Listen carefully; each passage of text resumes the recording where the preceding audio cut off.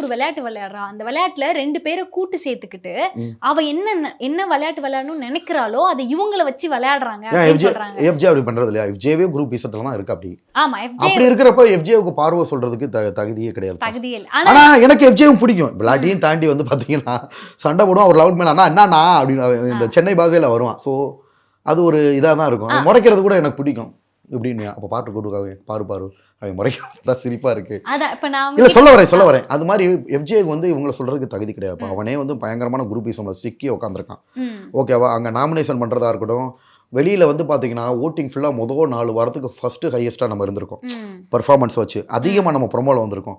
அப்ப மக்கள் ரசிக்கிறாங்கன்னா வந்திருக்கோம். என்னையவே என்ன பண்ணாங்க தெரியுமா? 3வது வாரமோ 4வது வாரமோ நான் பெருமைக்கு தற்பெருமை பேசுறதுக்காக சொல்லல. ஏன்னா உண்மையை உடைக்கணும்ல. அப்படி இருந்தா என்ன, யாரா அந்த பையன், அதாவது பஸ் காசு கொடுத்தா மட்டும் போதும், ஓகேவா? இவங்களுக்கு பஸ் காசு கூட கொடுக்க தேவையில்ல. உள்ளுக்குள்ள இருக்கிறவங்க யாருமே ஒழுங்கா பர்ஃபார்மன்ஸ்லன்னு பேருன்னு கேட்டா இருக்கிறவங்க எல்லாரும் திவாகர் பாருன்ற